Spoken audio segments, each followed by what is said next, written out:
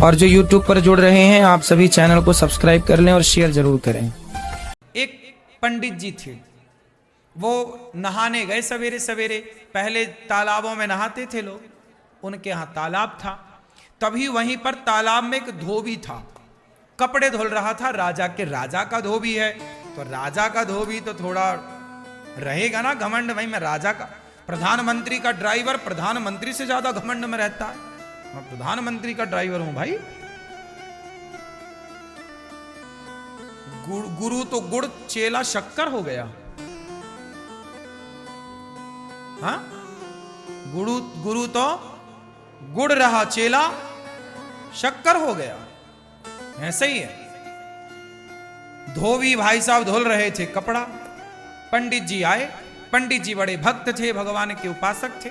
आए, रोज नहाने आते थे, आज भी नहाने आए। अच्छा, उनका नियम था नहाने के बाद सूर्य भगवान को, पहले के लोग नदियों में जाए ना तो नदियों में ही जल चढ़ा देते थे, तालाब में जाए तो तालाब में ही सूर्य भगवान की तरफ मुंह करके सूर्याय नमः आदित्याय नमः भौमाय। जब पंडित जी जल चढ़ाने लगे तो धोबी ने कपड़ों को जोर जोर से पीटना स्टार्ट किया। तो जो कपड़ों का गंदा छीटा जल था, छीट नहीं पड़ते, कपड़ों का निकलता है, वो गंदा पानी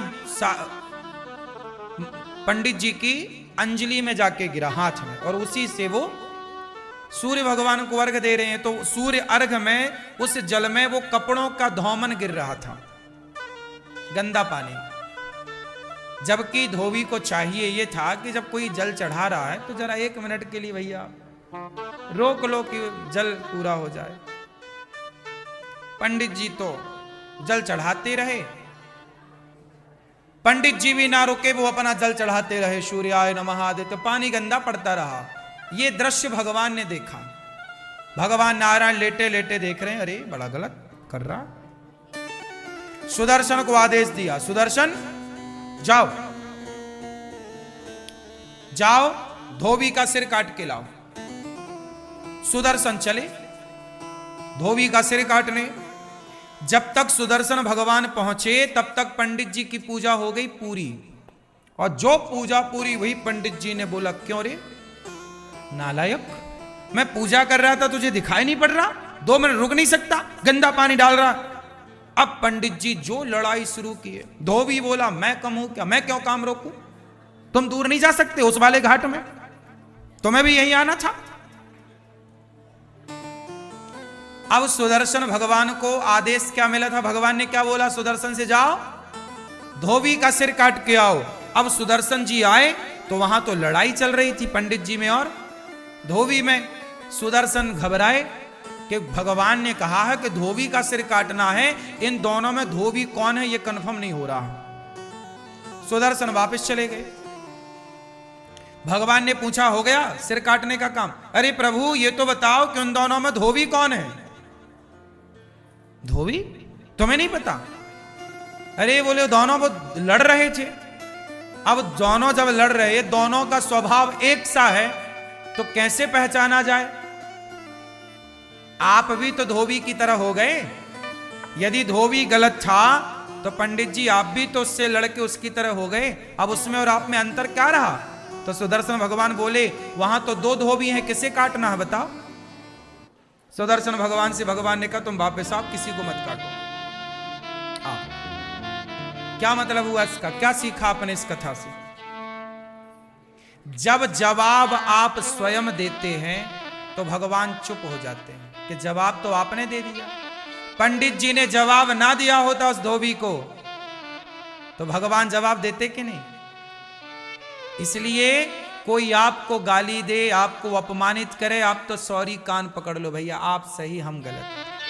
आप जब आप जवाब नहीं देते तो ईश्वर जवाब देते हैं, और आप जवाब दे देते हैं तो भगवान ठंडे पड़ जाते, भैया तुम ही निपटो सुलझो, फिर हमें काहे, तुम कर लो। जब तुझसे ना सुलझे तेरे उलझे हुए धंधे, तब भगवान के इंसाफ पे छोड़ दे ए बंदे, वही तेरी मुश्किल आसान करेगा। जो तू ना कर सका वो भगवान करेगा। जो आपसे नहीं होता ना वही भगवान करते। इसलिए जवाब मत दो। क्यों मेरी माँ? जवाब ना देना चाहिए। मैं केवल सुना नहीं रहा हूं कथाएं, मैं इन सब पे अमल भी करता हूं, इसलिए तुरंत एक वीडियो बना के डाल देता हूं। सॉरी शक्तिमान, कोई भी बात हुई, हाँ, क्षमा बहुत बड़ा हथियार है ये क्षमा। जो तलवार नहीं काट सकती ना, वो क्षमा की तलवार काट देती है। क्यों जी, बात सही है।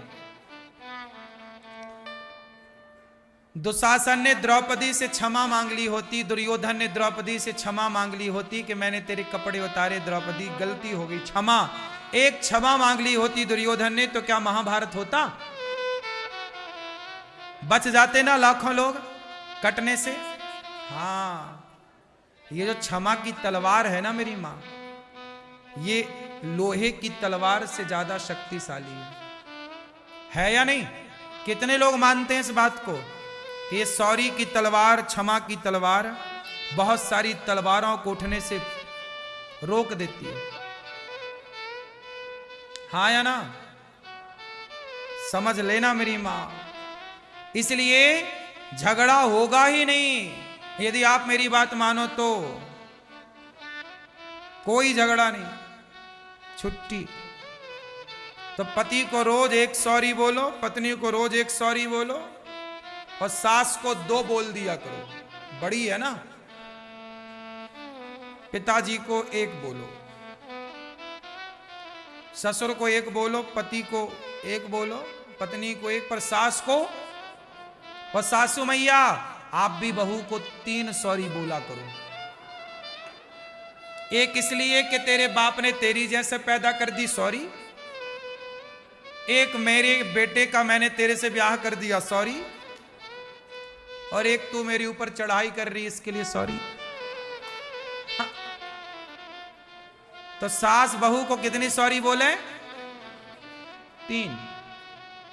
अब सॉरी नहीं बोलो मैया तो फिर लड़ो बहू से, फोड़वाओ सिर अपना।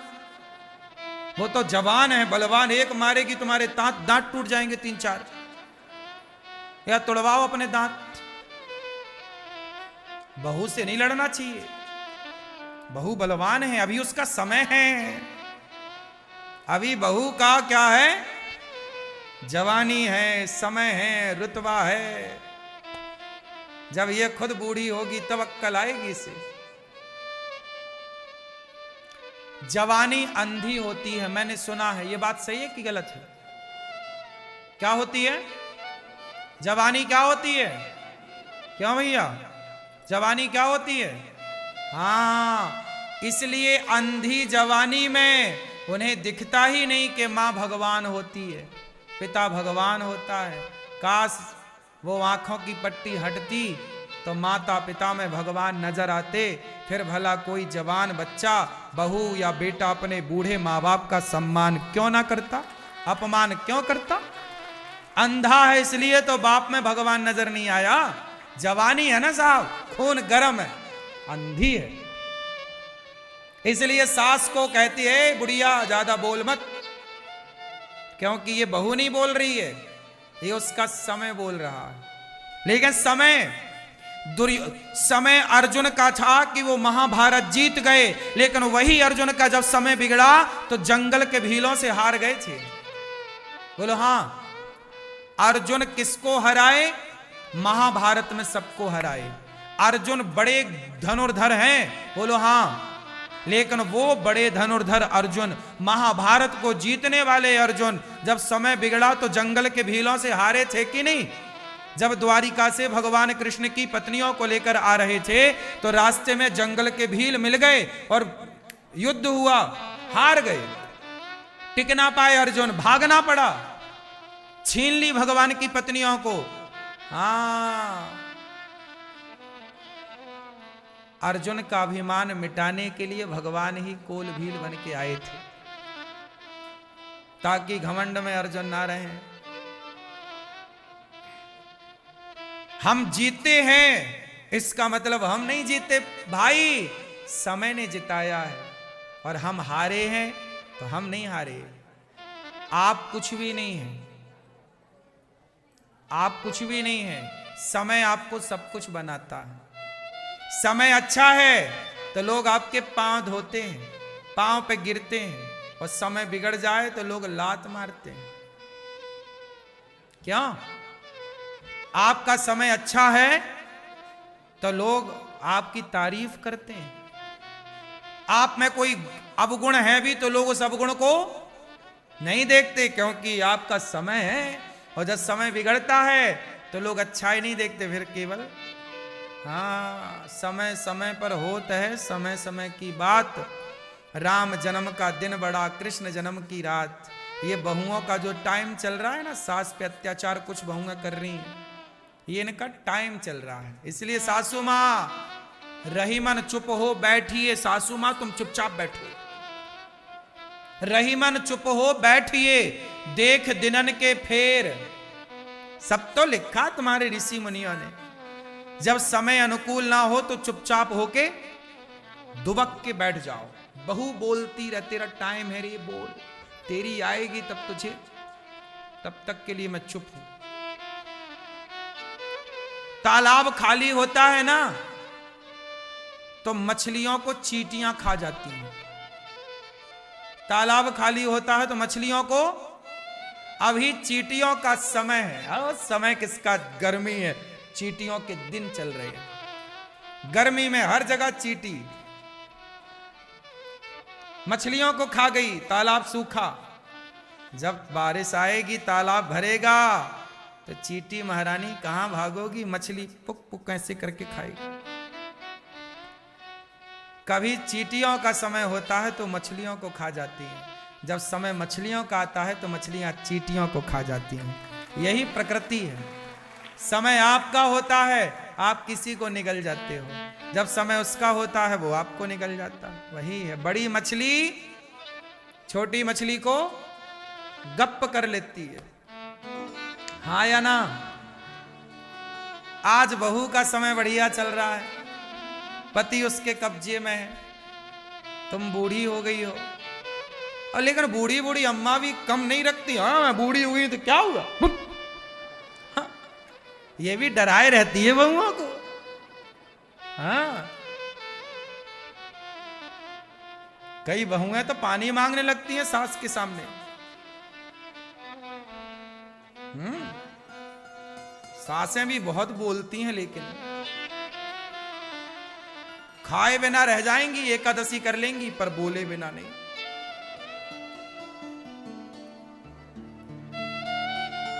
इसलिए मैं सारी समस्याओं का एक समाधान दे रहा हूं। सास बोलेगी कितने सॉरी, बोलो मैया, और बहू बोलेगी कितने सॉरी, 2। मैया बहू है कहां है, 3 सॉरी बोलना, ये प्रपंच बिल्कुल ना पालना, कुछ ना बोलना, सॉरी बस। बहू सॉरी सॉरी सॉरी, गिन के 1 सॉरी 2 सॉरी 3 सॉरी। ये बहू तू संभाल अपना सॉरी। ये प्रपंच तुम यहीं बोल रही हो, बहू के सामने कितना बोलती होगी। चुप रहो बस,